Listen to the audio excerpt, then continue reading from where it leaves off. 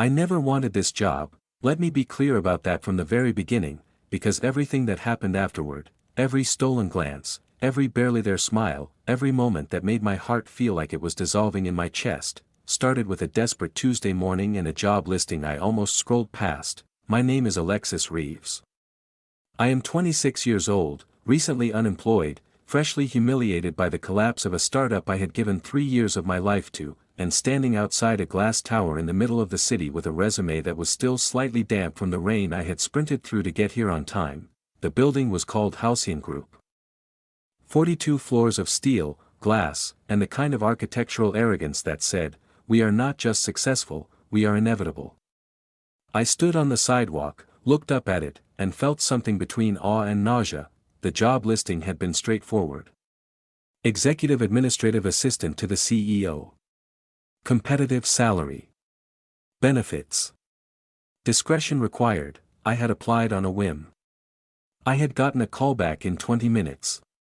I had passed 3 rounds of interviews with HR and 2 senior directors. And now, after all of that, I was about to meet the man I would be working for directly. His name was Jasper George. I had done my research, of course. Everyone had. Jasper George was not the kind of person you could avoid knowing about if you worked anywhere in the corporate ecosystem of this city. He had taken over Halcyon Group at 29 after his father's retirement, had restructured the entire company within 18 months, had tripled the valuation in 4 years, and had never, in any interview or profile or public appearance, smiled, not once. There were entire comment sections dedicated to this fact. The internet had given him a nickname. The Ice King Alpha. It was meant to be intimidating, I think, or maybe mocking. But somehow it had become admiring over time, the way the internet sometimes decides to love the things it pretends to fear. I had seen photographs of him. Dark hair, always perfectly placed. Eyes the color of deep water on a cloudy day, a blue so dark it was almost gray. Almost green, depending on the light. A jaw that looked like it had been carved by someone who took their craft very seriously. He was tall in every photo, broad-shouldered, always dressed in something dark and immaculately fitted. He looked like a man who had never been inconvenienced in his life. Standing in the lobby, waiting for my escort to the 40th floor, I told myself that it was fine. I was professional. I had handled difficult bosses before. I could handle cold and distant. Cold and distant was manageable. I was wrong. But not in the way I expected. The elevator opened onto the executive floor and the first thing I noticed was the temperature. It was at least 4 degrees colder up here than in the lobby. I pulled the lapels of my jacket a little closer together and followed the HR director, a brisk woman named Ms. Harmon, down a corridor lined with frosted glass panels. "Mr. George keeps specific temperature preferences in his workspace," Ms. Harmon said, without looking at me. "You'll adjust, of course," I said. She stopped outside a large door at the end of the corridor. The nameplate beside it was clean and minimal. Jasper George. Chief Executive Officer. She knocked once, sharp and precise. "Come in," said a voice, and that was the first time I heard it. His voice. Low and even, the kind of voice that did not rise or fall unnecessarily, that did not waste itself on inflection. It landed in the room like a stone dropping into still water, quiet, but with ripples that spread further than you expected. Ms. Harmon opened the door. The office was enormous.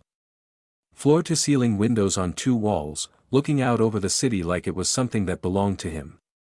The desk was dark wood and glass, clean to the point of being almost empty. 1 monitor. 1 pen. 1 folder, and behind all of it, Jasper George. He was looking down at the folder when we walked in. He did not look up immediately, and for a moment I just stood there and took him in the way you take in something that is slightly more real than you prepared yourself for. The photographs had been accurate. But they had not captured the way he held himself, utterly still, completely self-contained, as if the space around him existed on his terms.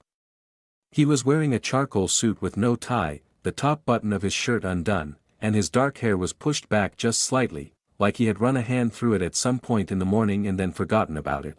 He looked up, his eyes were darker than I expected. Not the soft gray blue of photos. In person, with the city light behind him, they were closer to the color of deep ocean water, and they landed on me with the same weight as his voice. Assessing. Precise.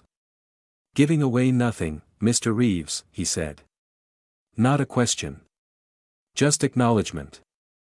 Yes, I said. Alexis. It's a pleasure to meet you, Mr. George. He held my gaze for a moment longer than was comfortable. Then he looked back at his folder. Miss Harmon will show you your workstation. I'll need the Mercer file compiled by 3. The inbox protocol document is in your system. Read it before you do anything else. That was it. That was my welcome. Miss Harmon led me out. I glanced back once before the door closed and caught him already writing something. His attention returned entirely to whatever was in that folder, as if I had already ceased to exist. I thought, well, this will be fine. He's just busy. Reader, it was not fine. But it became, against all logic and reason. The best thing that ever happened to me. My workstation was directly outside Jasper's office. A desk with a clear sight line to his door, positioned so that I could intercept anyone approaching before they knocked. It was a position of access and proximity, which I understood intellectually, but which felt, in practice, like being stationed very close to a weather system you weren't entirely sure you could predict. The inbox protocol document was 17 pages long. I read it twice. It detailed, with extraordinary precision, exactly how Jasper George liked his communications managed. Color-coded priority flags. Response windows for different categories. Specific language to use when deferring or declining on his behalf. A list of 12 names who were always to be put through immediately, no exceptions. A list of 4 names who were never, under any circumstances, to be connected to him without his explicit written approval. It was, I thought, the document of a man who had been disappointed by ambiguity. I spent my first morning learning the system. I answered emails. I compiled the Mercer file. I arranged 2 calendar items and rescheduled one. At 12:30, his door opened. He walked past my desk without looking at me, said, "Lunch." Back at 1:15, and got into the elevator. I stared at the closed elevator doors. Okay. Fine. He was not a small talk person. That was fine. I was not here for small talk. I was here to be efficient and professional and to rebuild my savings after the startup disaster and to stop thinking about all the ways the last 3 years of my life had gone sideways. I ate my lunch at my desk and kept working. He came back at 1:13. 2 minutes early. He paused, just barely, when he walked past, and I had the distinct impression that he had glanced at my desk. I was looking at my screen. By the time I looked up, he was already through his door. I told myself I imagined it. This became the rhythm of the first week. He was precise, demanding, and almost entirely silent in any way that was not work-related. He communicated through notes left on my desk when I stepped away. Through terse 2-line emails, through the occasional appearance in his doorway where he would say something like, "The Donovan presentation needs a hard copy for tomorrow's board meeting," or, "I need the Jakarta call moved to Thursday." He never said please. He also never said anything unkind. He just spoke in the language of tasks and expectations, and the only way to know he was satisfied was the absence of correction. I was good at this kind of work. I had always been organized, quick, detail-oriented. By the end of week 1, I had already streamlined 2 of his filing systems and anticipated 3 things he needed before he asked for them. On Friday afternoon, I placed a compiled briefing document on his desk for Monday morning's meetings. He was on a call. He glanced at it, then at me, then gave one small nod. I walked back to my desk feeling inexplicably like I had just been awarded a gold star. This was embarrassing. I knew that. But there was something about earning even the smallest acknowledgement from a man who gave acknowledgements like they were a finite resource that felt strangely significant. I went home that weekend and did not think about him. I thought about him a little. But that's allowed. He was interesting in the way that locked rooms are interesting. You don't necessarily want to go in. You just want to know what's inside. The second week brought what I would come to think of as the coffee situation. I had noticed, over the first week, that Jasper George drank exactly 2 cups of coffee per day. One at 8:15, one at 2 o'clock. They were always brought up from the building's cafe by the previous assistant, apparently, delivered in a specific cup, with specific milk ratio, no sugar. There had been a brief gap between assistants. Nobody had told me about the coffee. On Monday of week 2, at 8:14, he appeared in his doorway. "Coffee," he said. I looked up. "I'm sorry, I don't think I was briefed on, second floor cafe. Cortado. Oat milk.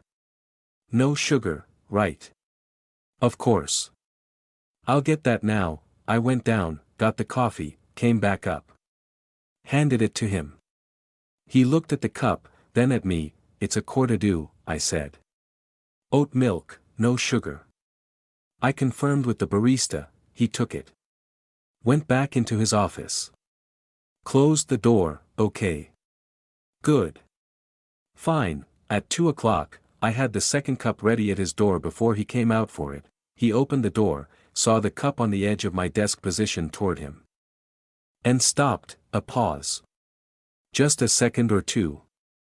Then he picked it up, looked at it, and looked at me. "You didn't wait for me to ask," he said. "You drink one at 8:15 and one at 2. I figured it was easier." Another pause. "Longer this time, thank you," he said, and that was the first time Jasper George said thank you to me. "I have thought about this more than I am willing to publicly admit." He went back into his office. I turned back to my screen. Smiled at it for approximately 4 seconds. Then got back to work. This continued. Every day, 2 coffees, perfectly timed. He started leaving for his 2 o'clock Cortado exactly when I placed it, as if he could sense it. On Thursday of that week, he came out at 1:58, looked at the desk, looked at me. "You're early," he said. The cafe was quiet, something almost moved in his expression. Not quite a smile.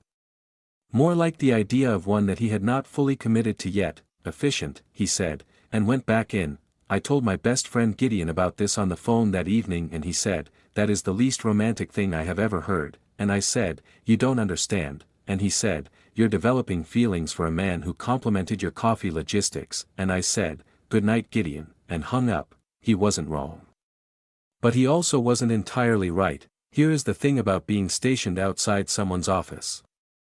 You walk past it constantly. That's just the nature of the geography. Going to the printer, past his office. Going to the kitchenette, past his office.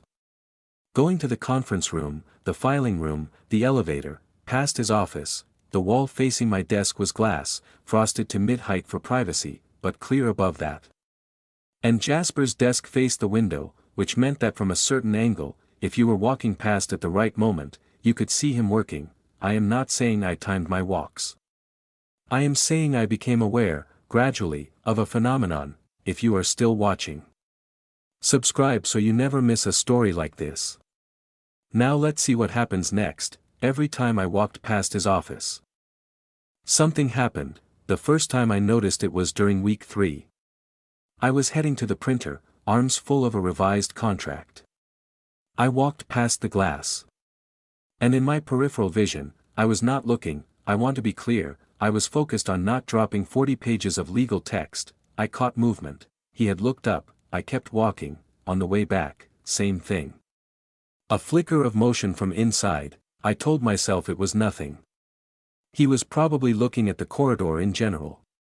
He was probably tracking movement as a habitual awareness thing. He was a CEO. He was busy. He was not looking at me specifically, except, the next day, same thing. The day after. Every single time I walked past the glass wall. If he was in his office and I was in motion, he looked up, not for long. Not in a way that anyone else would notice. A brief, precise movement of his gaze, like a compass needle swinging toward a direction before being pulled back. I started noticing it the way you notice music in a room you thought was quiet. Once you hear it, you can't unhear it. By the end of week 3, I had confirmed it thoroughly enough to be unsettled by it. He tracked me. Every single time. And every single time, the moment my eyes moved toward his office, he was already looking back at whatever was on his desk. This could mean many things, I told myself, hypervigilance. He was a high-stakes executive. Monitoring movement near his office was probably instinctive, habit. He looked up at motion the way anyone might. Something else, I told Gideon about it. He was quiet for a moment, then said, "Alexis, baby, that man is watching you. He's not watching me, he's just, every time you walk past. Every single time. It could be coincidence. It is absolutely not coincidence." I lay in bed that night staring at the ceiling and decided to test it. The next morning, I made 3 unnecessary trips past his office. To the kitchenette when I didn't need anything. Back. To the supply cabinet for a pen I had at my desk. Back, all 6 passes. He looked up. All 6 times, by the time my gaze reached his window. He was already looking down. I returned to my desk with my heart doing something completely unreasonable. This was a problem. This was, in fact, a problem on multiple levels. Level 1, he was my boss. Level 2, I did not know anything about his personal life or orientations, and I was making enormous assumptions based on the fact that a man looked up from his desk when someone walked past his office. Level 3, even if every assumption I was making was correct, this was still my boss, and I needed this job. And I had promised myself after the startup disaster that I would make professional decisions with my professional life. Level 4, I had been telling myself I wasn't attracted to him, and that was obviously and completely a lie that I needed to stop telling myself. Jasper George was, when I permitted myself to actually think about it, extraordinarily attractive. Not just physically, though that was undeniable. There was something about the way he existed in a room, that absolute self-containment, that economy of movement and expression, that was deeply compelling. He didn't try to take up space. He just did. Entirely, completely, without effort, and underneath the cold surface, I had started to see things that the internet profiles hadn't mentioned, the way he always read the full document before asking a question. The way he never raised his voice. The way, when I had stayed late on a Wednesday to finish a report he needed for an early Thursday meeting. A car service had appeared at my desk at 9 p.m. with the message, "Use this, it's late," in his exact font from his exact email. He didn't say anything about it the next morning. Just arrived, collected his 8:15 coffee, and nodded once when I handed him the finished report, but he had noticed I was staying late. He had done something about it.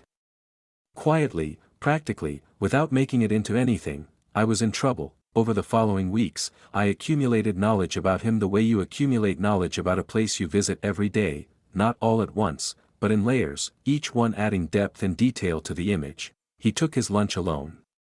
Always. He had a standing reservation at a restaurant 2 blocks away.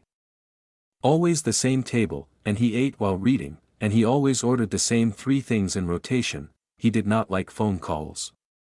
He tolerated them, but he vastly preferred written communication. His emails were models of clarity and brevity, never more than 3 sentences unless absolute necessity demanded it. He had a plant on the windowsill of his office. One small succulent, almost aggressively low maintenance. I noticed it had been recently watered one Monday and tried not to find this charming. He listened to music through one earbud when he thought no one would come by. I only discovered this because I knocked on his door during what I thought was a gap in his schedule, and he pulled the earbud out so quickly it bounced against his chest. He looked faintly caught out for approximately half a second before composure reasserted itself. I pretended not to notice. I noticed. He worked late. Not performatively, not to impress anyone. The executive floor emptied at 6, 7 at the latest, and he was still there at 8, 9, sometimes 10. I knew because on the days I stayed late to finish complex projects, his light was always on. We had developed a kind of parallel late-night rhythm that neither of us acknowledged. He would emerge from his office at some point, find me still at my desk, pause for a beat longer than necessary, and then say something like, "The Alderton report can wait until morning," or, "You don't need to stay for the Whitfield summary." "I'll handle it," he was, I realized, giving me permission to leave. I did not always take it. And I was not entirely sure why. One evening in the 6th week, He came out of his office at 8:45 and found me finishing a spreadsheet analysis he hadn't asked me to do but that I knew he would need the next morning. He stopped beside my desk, looked at the screen. "I didn't ask for that," he said. "You have the Bellamy Group call at 9 a.m. and you didn't have the Q3 numbers formatted for comparison." I thought it would be useful. He was quiet for a moment. "It is," he said. Then, "Have you eaten?" I looked up. That was not a question he had ever asked me. I had something at my desk earlier. I said. Another pause. He seemed to be considering something. Then he said, "There's food in the kitchen. Executive floor. It's stocked for late meetings." "Oh. Thank you." He nodded and went back into his office. I sat there for a moment, feeling warm in a way that was completely disproportionate to being told that there were snacks in the kitchen. Then I went and found the kitchen, which was indeed stocked beautifully, and I ate a small plate of very good food and stared at the city lights below and thought about a man who didn't know how to say "Are you okay?" but knew how to make sure you had eaten. It was in the 8th week that things shifted in a way I couldn't easily categorize or explain away. There was a 2-day industry conference that Halcyon Group was attending. Actually, that Halcyon Group was co-hosting, which meant Jasper was the primary representative and I was going as his assistant to manage logistics, scheduling, and the inevitable avalanche of things that needed to be handled in real time. We took a car to the conference hotel together. 40 minutes, just the two of us. I had prepared a briefing packet for the drive. I handed it to him as the car pulled away from the building. He took it, opened it, and began to read. I looked out the window. After about 15 minutes, he said, "The Prescott introduction runs long." I trimmed it to 3 minutes. The original was 6, good. They tend to fill silence when they're nervous. A pause. "You've met Prescott." I handled his assistant's coordination calls. He talks a lot during pauses. Another pause, and then something happened that I was not prepared for. Jasper George made a sound. Small, brief, pressed through his nose and barely there, but it was, unmistakably, a laugh.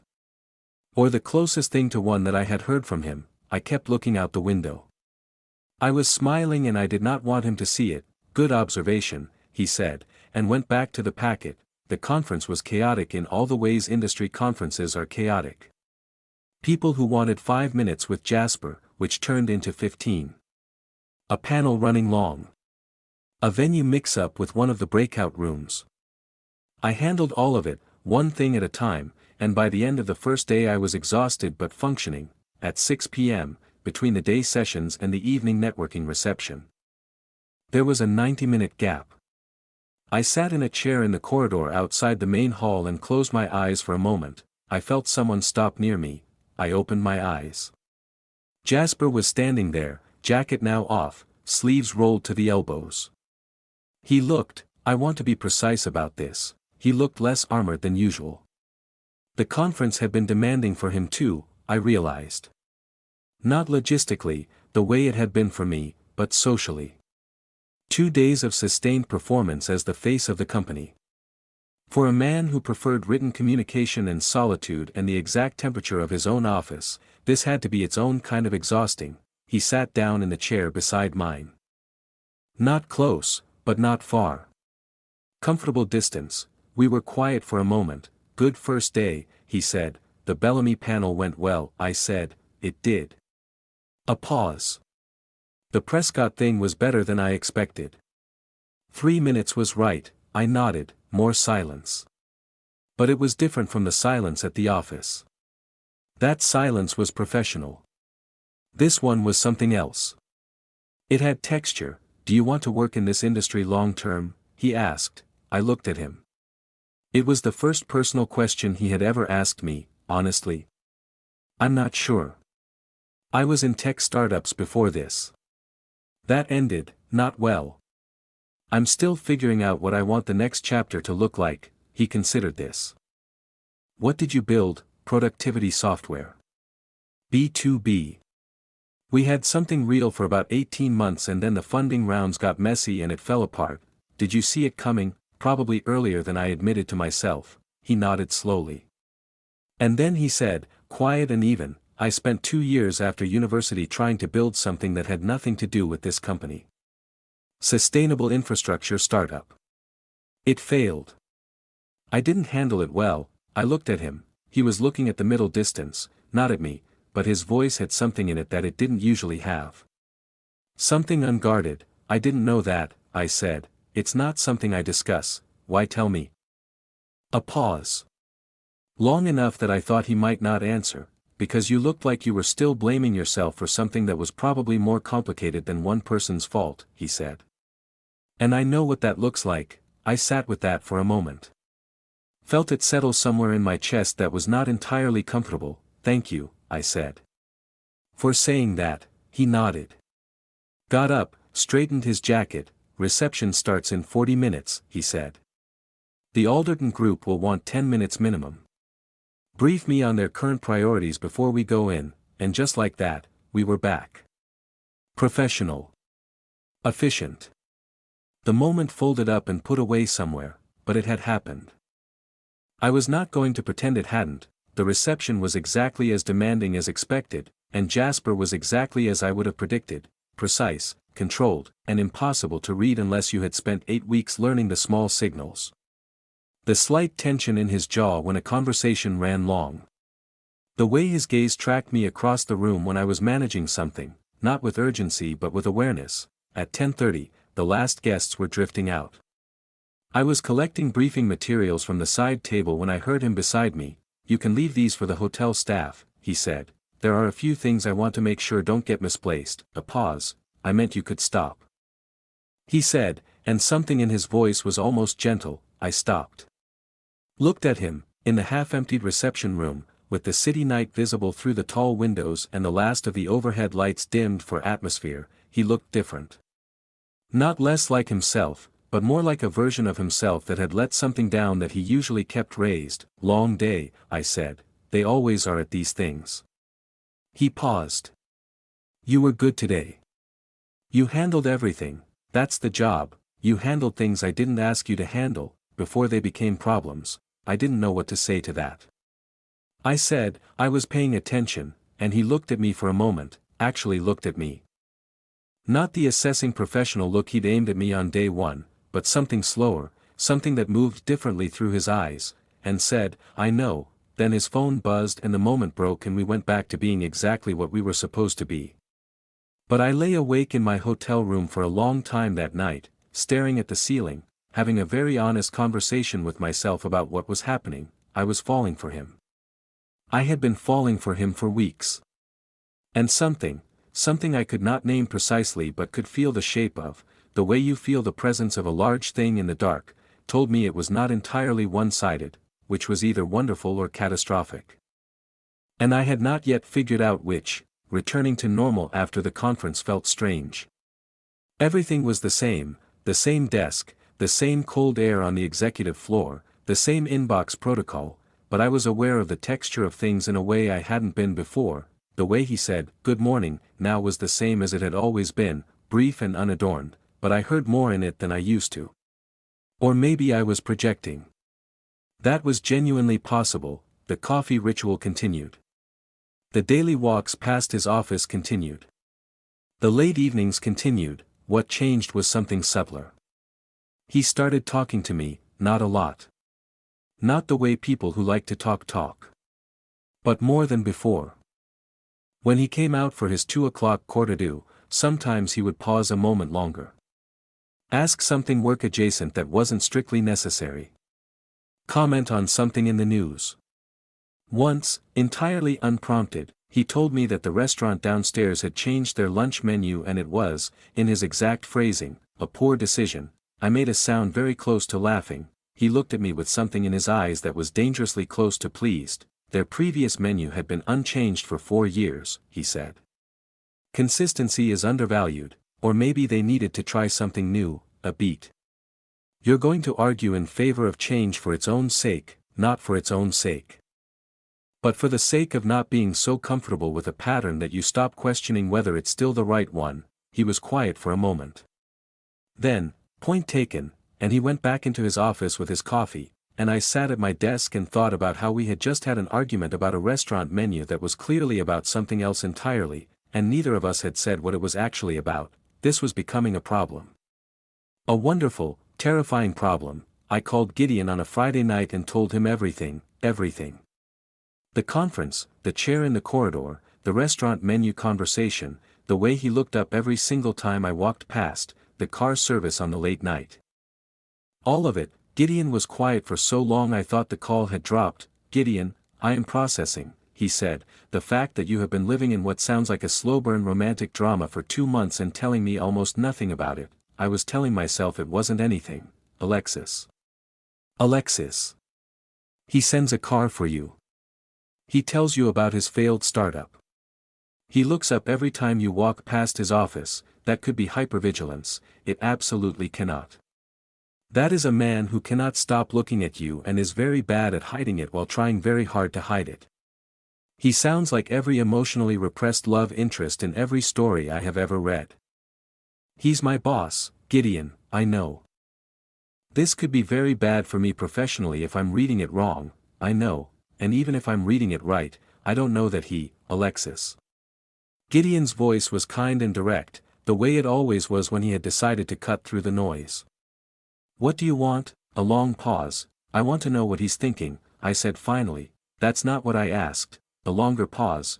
I want him to look at me the way he looks at that window when he thinks no one is watching, I said, and felt my face warm as I said it, even alone in my apartment. Gideon said, gently, then you might have to do something about that. I hate this. You love this. He wasn't wrong about that either. 3 weeks after the conference, 2 things happened in the same day. The first was small. I was printing a document and walked past his office and glanced in, as I always did. He was on a call, standing rather than sitting, which he rarely did, looking out the window. He didn't look up this time. I kept walking. I came back. He was still on the call. He still didn't look up. I told myself this meant nothing. Sometimes he was on calls. Sometimes he was focused. There was nothing meaningful about a pattern having one exception, except that I spent the rest of the morning vaguely unsettled in a way I could not logically justify. This, I told myself, is called attachment. This is called having developed feelings for someone to the degree that an absence of their usual behavior registers as a disruption to your equilibrium. This is, in short, a problem. The second thing happened at 3 p.m. I was working on a document consolidation when I discovered, entirely by accident, a folder misfiled in the shared executive drive. It was labeled with a date from 6 months prior, before I had started, and when I opened it to check if it needed to be reclassified, I saw its title, ARA Shortlist, Executive Assistant Final Candidates. I should have closed it. Instead, I scrolled. There were 4 names. Mine was the last one. The notes beside each name were in different handwriting, HR, mostly, except for the final column, which was labeled CEO Review, beside the other 3 names. The CEO column was empty or had single check marks. Beside mine, there was a note. 3 words, in the precise, minimal handwriting I had come to recognize as his, hire immediately. Yes. I sat very still for a moment. He had reviewed the candidate shortlist. He had, from whatever was in my file and the preceding 3 rounds of interviews that he had not attended, decided based on paperwork and reports from other people that I was the one he wanted, hire immediately. Yes. It was not a love letter. It was not even a compliment, technically.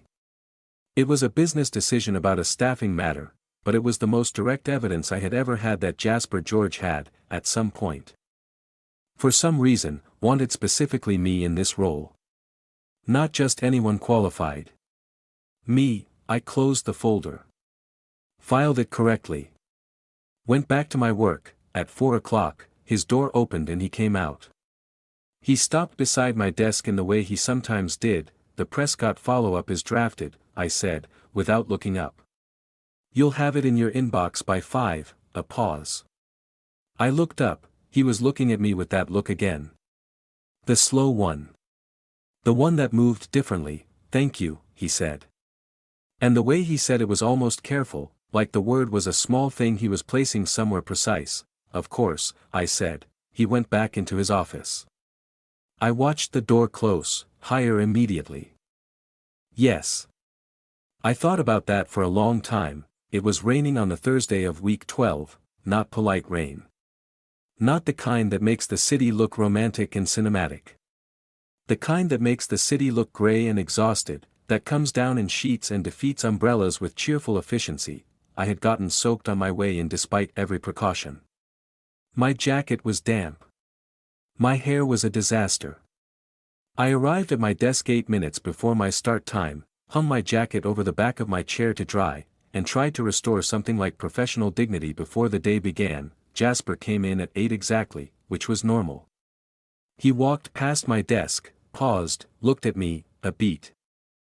"There are dry towels in the executive washroom," he said. "I'm fine," I said. "Your hair is wet, I'm aware," the faintest movement in his expression.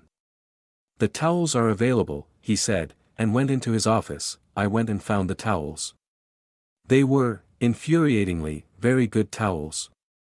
I felt substantially better. When I came back, there was a large cup of tea on my desk that had not been there before. Not coffee.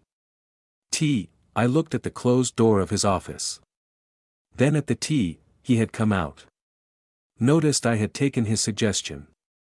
Gone to the kitchen. Made me tea. I sat down, wrapped my hands around the warm cup, and had a brief and silent crisis about how completely and thoroughly I was in trouble. The rain story got around, because of course it did, not the tea part. But the general fact that I had arrived soaked had been seen by 2 other people on the executive floor, and offices are smaller social worlds than they appear. By lunch, Nadia from finance had made a sympathetic comment.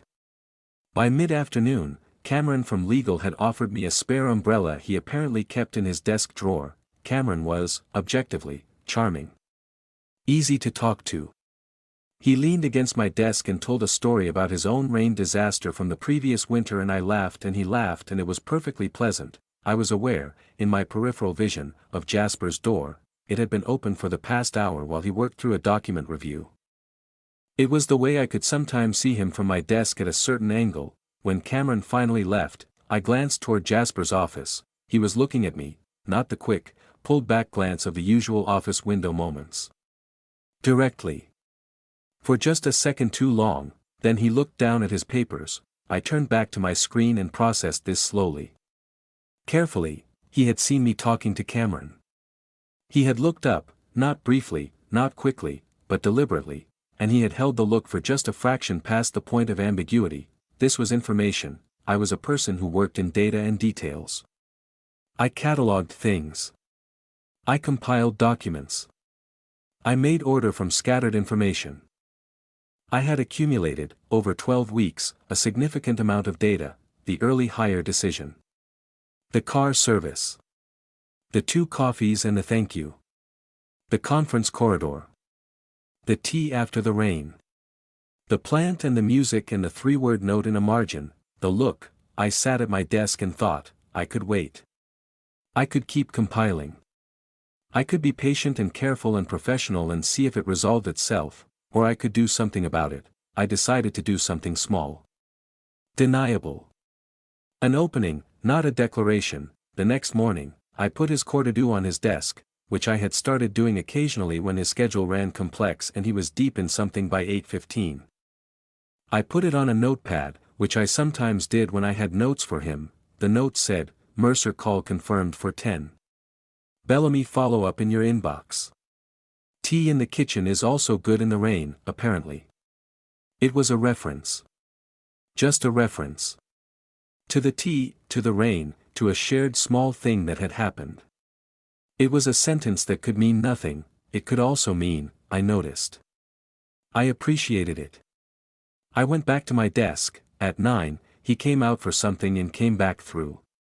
He paused beside my desk.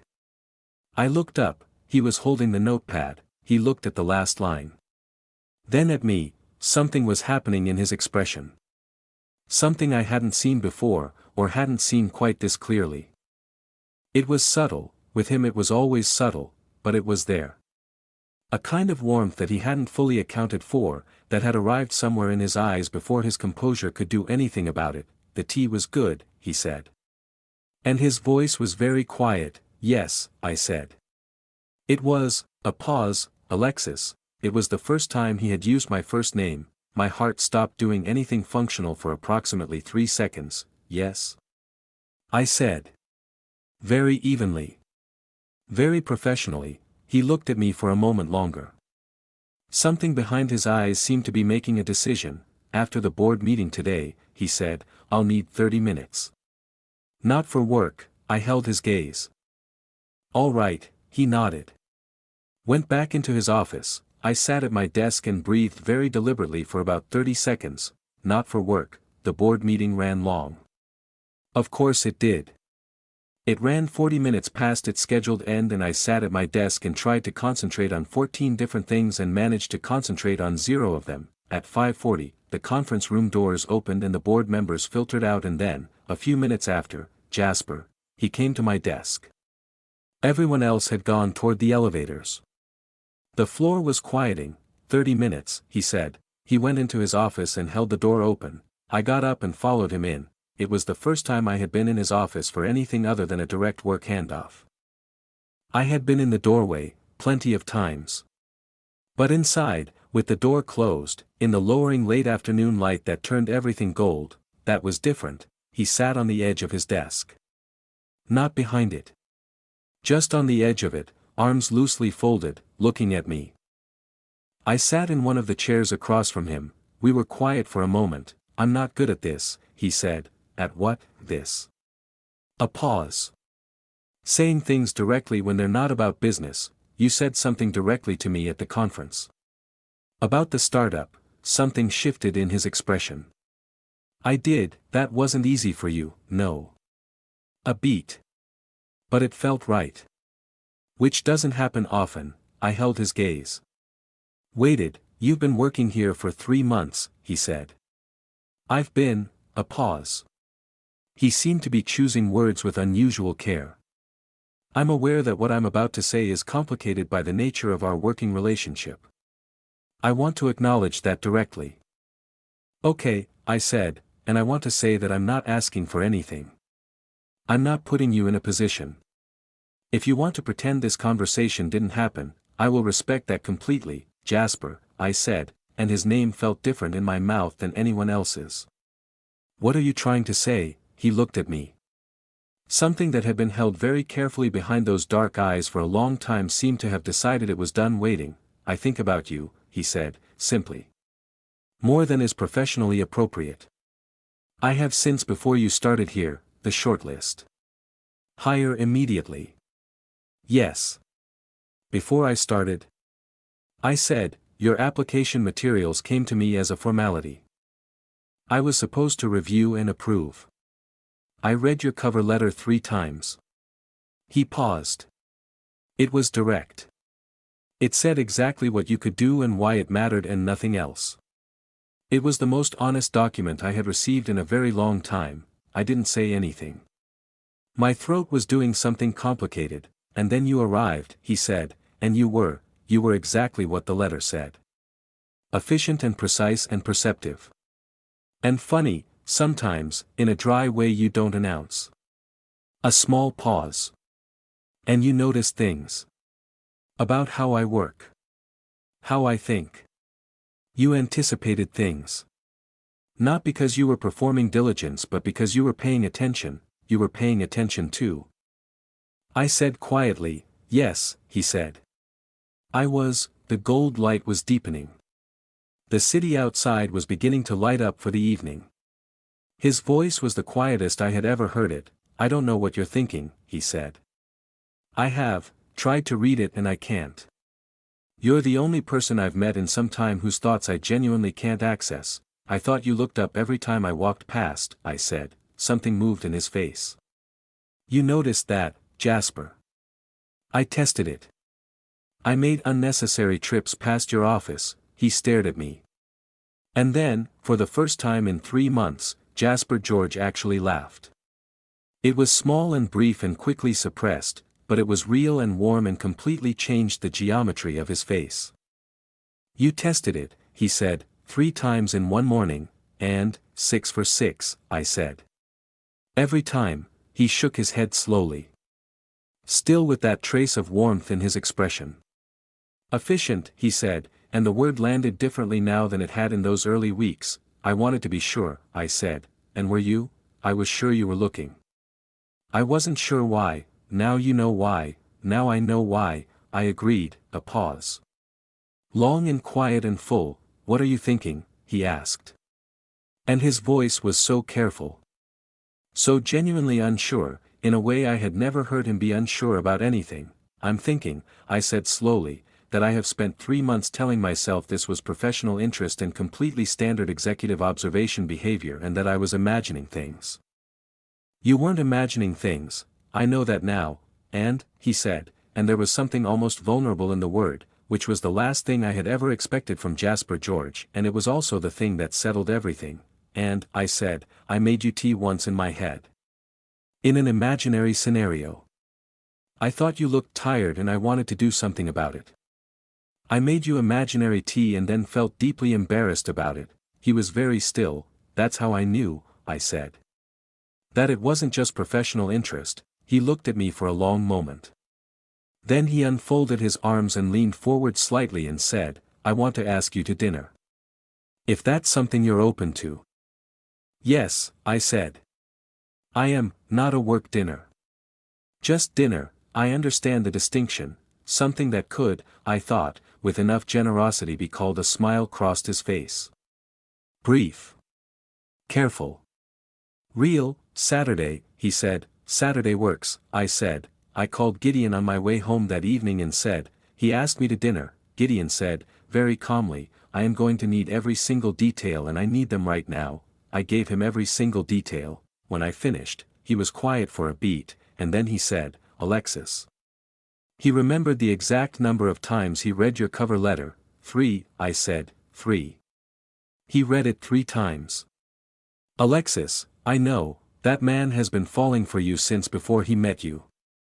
I know, I said again, and the warmth of it, the simple pure warmth of being known and wanting someone and having it turn out to be real rather than imagined, it spread through my chest like light through frosted glass. Saturday arrived and I spent an unreasonable amount of time getting ready, which I refused to detail except to say that I called Gideon twice and changed my jacket once. The restaurant Jasper had chosen was quiet and specific, not flashy, not trying to prove anything. A corner table, away from the main room, with actual space between it and other tables. The kind of place chosen by someone who wanted to be able to hear and be heard. He was there when I arrived. Already seated, which I had somehow not expected. He stood when he saw me come in. He was wearing a dark blue jacket, no tie, the same undone top button that was apparently his signature concession to informality. He looked warm. More so than usual.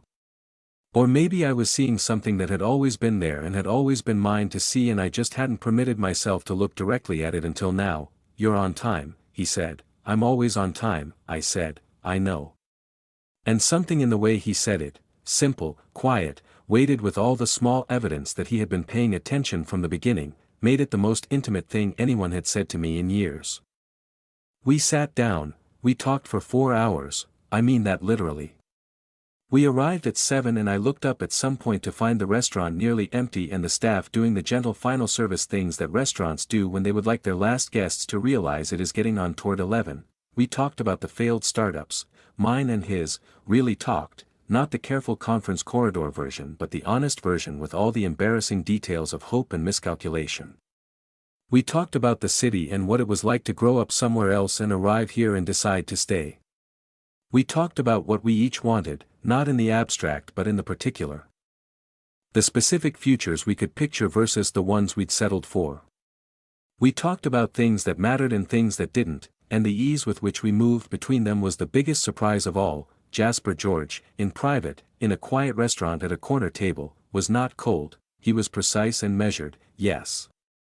He still chose his words carefully and didn't raise his voice and held himself with that natural self-containment.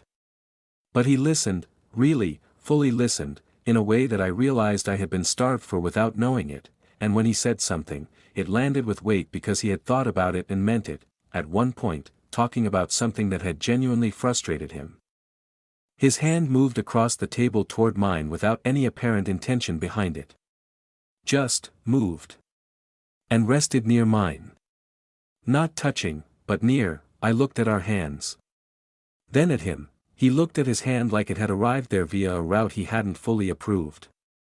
Then he looked at me. Apparently, he said, very drilly, my hand had an opinion. I laughed. He smiled.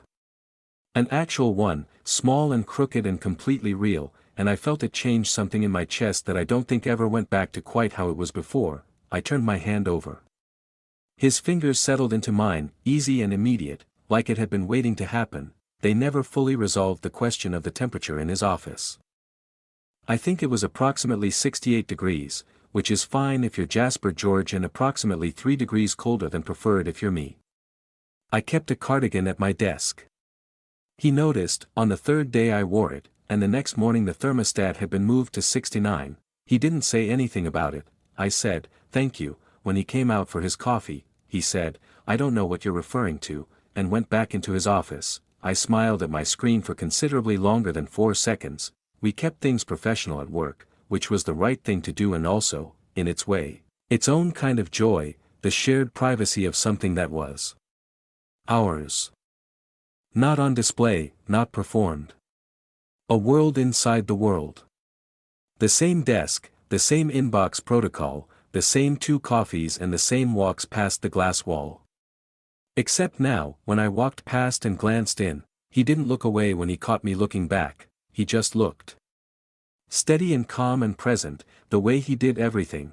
I had read an article once, early in my time at Halcyon, about Jasper George. One of those industry profiles that tried to make sense of him in 600 words. It had ended with a quote from a colleague, asked what it was like to work with him. He runs cold, the colleague had said.